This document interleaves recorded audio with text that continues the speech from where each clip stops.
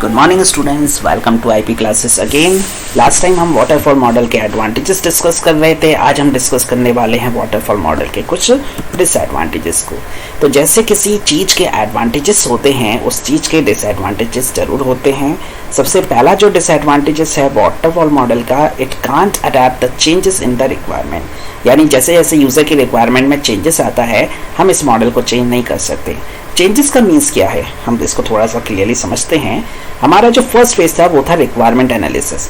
तो requirement analysis में हम यूज़र की सारी रिक्वायरमेंट नोट डाउन कर लेते हैं।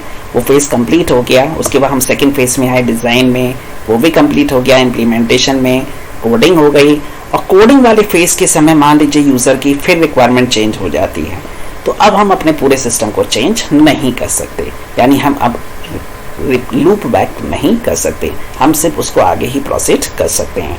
तो ये मॉडल वहाँ फेल हो जाता है जहाँ यूज़र की रिक्वायरमेंट बहुत ज़्यादा डायनेमिक है, यानी टाइम टू टाइम चेंज हो रही है। पहले उसने कहा था कि ये बनाना है, और जब वो इम्प्लीमेंटेशन फेज पर आ गया उसने कहा नहीं अब ये बनाना है।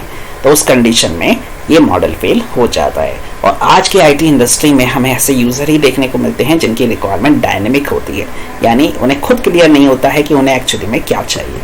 दूसरा जो ड्रॉबैक है that it is a poor model for long term projects.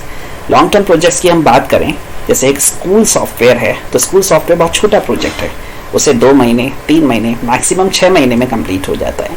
लेकिन अगर हम लॉन्ग टर्म प्रोजेक्ट्स की बात करें, कोई ब्रिज सिस्टम है या ऑपरेटिंग सिस्टम है, विंडो है, एंड्रॉयड है, तो इनको बनाने में सालों लग जाते हैं। तो उस लॉन्ग टर्म प्रोजेक्ट्स के लिए वाटरफॉल मॉडल सुटेबल नहीं है, क्योंकि वाटरफॉल मॉडल जो है बेसिकली 5 प्रोसेस में डिवाइडेड है।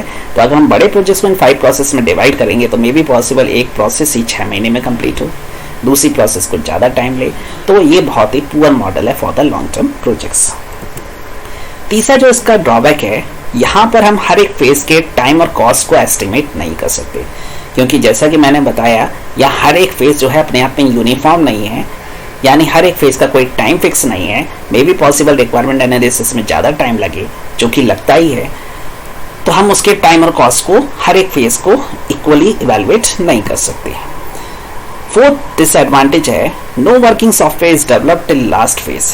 कोई भी वर्किंग सॉफ्टवेयर को हम इस लास्ट फेज तक डेवलप नहीं कर सकते। वर्किंग सॉफ्टवेयर जो है, जैसे कोई सॉफ्टवेयर ऑलरेडी कोई वर्किंग में है, तो हम उसको इसके थ्रू डेवलप नहीं कर सकते। हमें उस सॉफ्टवेयर पे काम करना पहले बंद करना पड़ेगा, उसके बाद हमें उस पर अपग्रेडेशन करना पड़ेगा। ऐसा नहीं कि साथ में काम भी हो रहा है और हम उसमें चेंजेस भी कर रहे हैं। Next disadvantage, it is difficult to measure progress in phase. किस फेज में कितनी प्रोग्रेस हो रही है, इसको एनालाइज करना बहुत ही मुश्किल होता है। रिक्वायरमेंट एनालिसिस के बाद डिज़ाइन आता है, इम्प्लीमेंटेशन आता है, लेकिन उन फेसेस में कितनी प्रोग्रेस हो रही है, वो कितना आगे बढ़ चुका है, कितना आगे नहीं बढ़ चुका, उसको एनालाइज करना एक बहुत ही बड़ा ड्रॉबैक होता है। इसके बाद जो नेक्स्ट फेज है, it is not suitable for the complex task such as handling big data on social media. यानी आजकल एक नया कॉन्सेप्ट चल रहा है, that is the big data. बहुत ज़्यादा डेटा है, हम उसको एनालाइज करने के लिए, उस कॉम्प्लेक्स प्रोसेस को हैंडल करने के लिए वाटरफॉल मॉडल का यूज़ नहीं कर सकते। तो आज जो है बिग डेटा एनालिसिस का यूज़ हो रहा है, मोस्टली सॉफ्टवेयर जो है बिग डेटा से रिलेटेड हैं। तो हम कह सकते हैं कि waterfall model is not suitable for the current purpose.